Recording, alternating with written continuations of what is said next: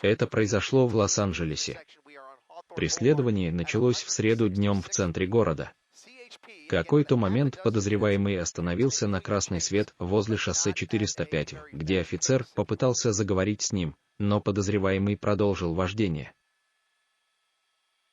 Подозреваемый разыскивается за вождение без номерных знаков, а также за многочисленные нарушения правил дорожного движения. Погоня продолжалась несколько часов. Подозреваемый часто говорил по телефону. Погоня велась довольно медленно, видно, никто никуда не спешит.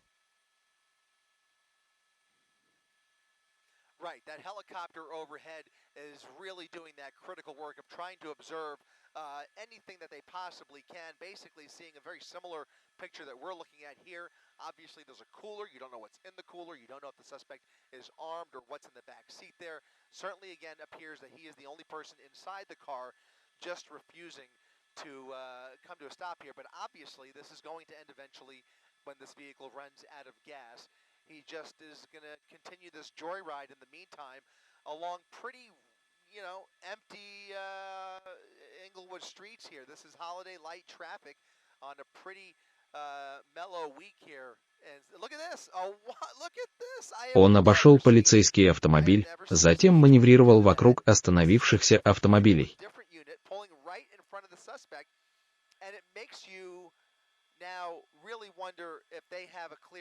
Он еще надеется, что ему удастся оторваться от полиции. А полицейские никуда не спешат. Они думают, никуда ты от нас не денешься.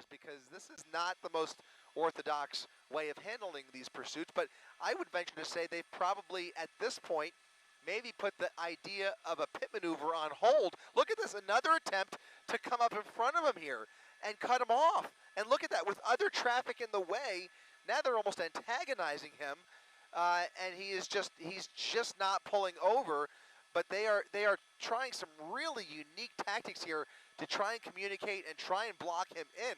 We very rarely, at least here in Southern California, we very rarely see them box these vehicles in. It's something that's much more common in other jurisdictions around the country. But look at that, he's playing with a Coke bottle.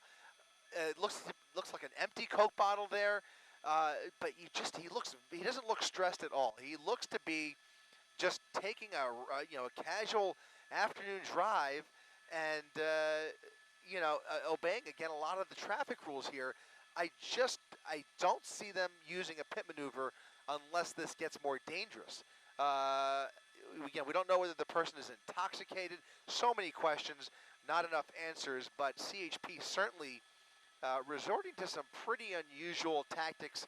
That I wonder why. I wonder why they are trying to cut him off and pull in front of him like that. Yeah. Right.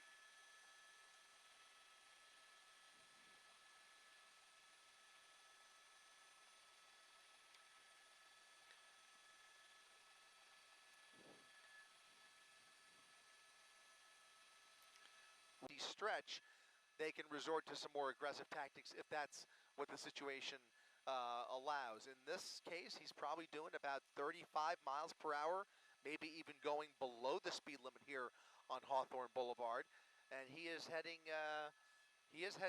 out towards he's heading west out towards I want to say that's going to be Redondo Beach. He's entering Redondo Beach PD's jurisdiction here. Again, California Highway Patrol had jurisdiction on the freeway. They are still the lead agency, but they will have a decision to make whether they want to hand this off to one of the South Bay police departments or if they want to continue the pursuit at all. It is entirely up to them, and I've got to say, considering how passive he is, despite the fact that he is refusing to pull over, and he was wanted for speeding originally, although we haven't seen him speeding very much, and the fact that he doesn't have any plates, certainly these are, infractions, but they are not major crimes, and it is certainly up to that CHP watch commander to potentially just let him go.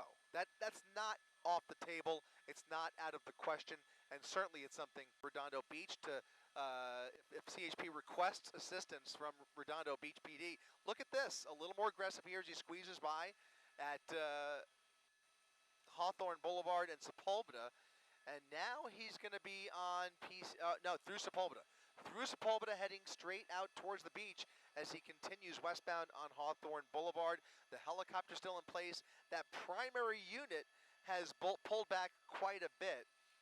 But unless Redondo Beach is on the frequency here and cooperating with CHP, which of course they will if they're requested to, I don't see any attempts at this point for a spike strip. I would quicker see maybe a pit maneuver if this gets more dangerous. But right now we're getting confirmation that this is all CHP at this point.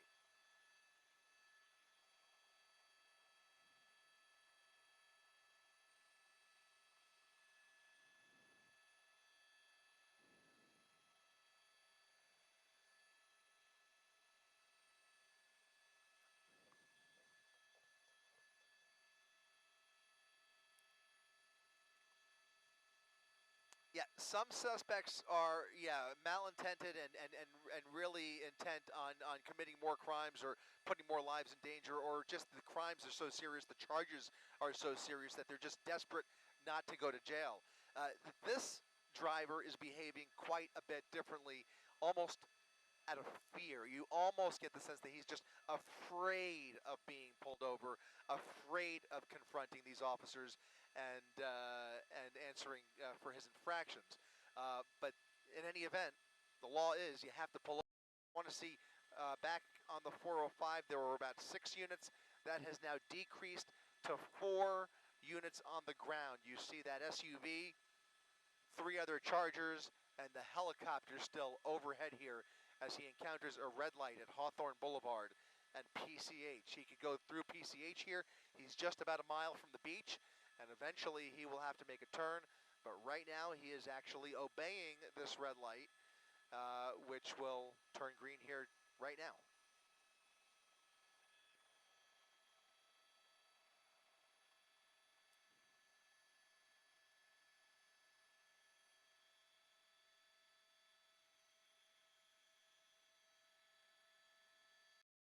Rancho Palos Verdes. I can't tell you exactly, but he is continuing down Hawthorne Boulevard. It might even be the border between the two, between Torrance and Rancho Palos Verdes. But in any event, CHP still the lead agency here.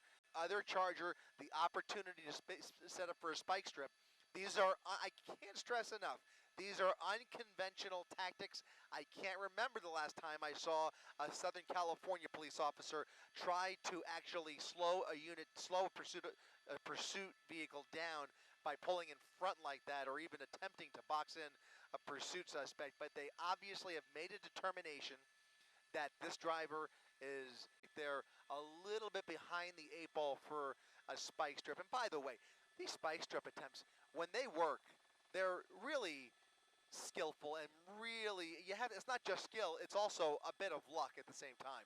They are one of the more complicated tactics to employ during a pursuit. But when you have a slow speed pursuit, you have much better odds. But in general, spike strips are hard. They are a hard tactic to set up for. They're hard to employ. It requires usually a lot of manpower, and a lot of times just a whole lot of luck that you have the right officer that has the spike strip ready at the right time ahead of the pursuit suspect and able to lay it down without any collateral damage. So a lot of things have to fall into place for a successful spike strip. But here you have, yeah,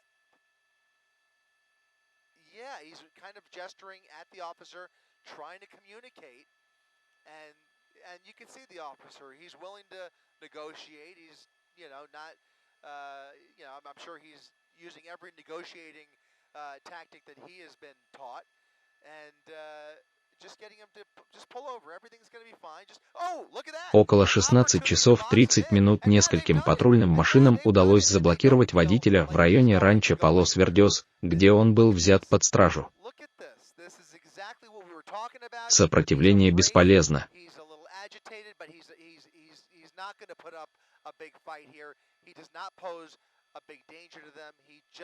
doesn't want to go away. Unfortunately, that's exactly what's going to happen.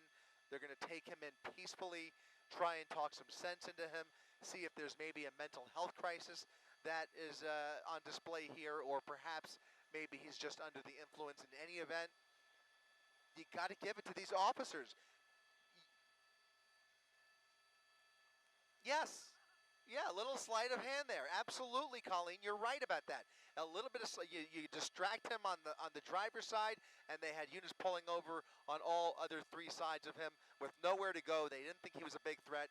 He's not going to go ramming through the roadblock there, and now they can determine what the problem is here, who he is, what his deal is, and obviously take him off to Men's Central Booking and process him.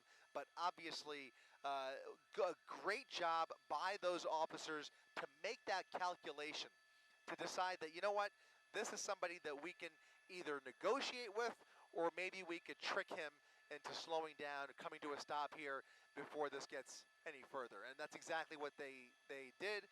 That's exactly what happened, and fortunately, it's come to a peaceful end. It's okay.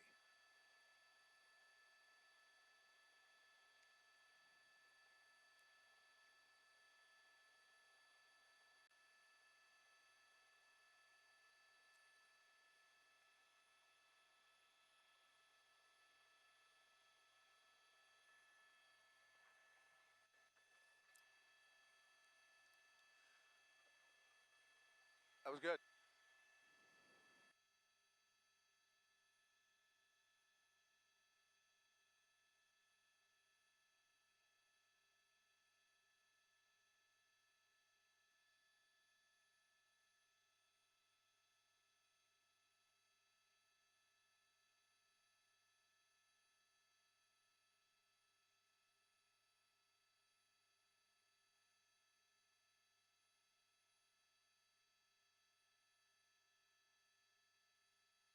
Полицейские надели на него наручники и посадили в переднее сиденье полицейского автомобиля.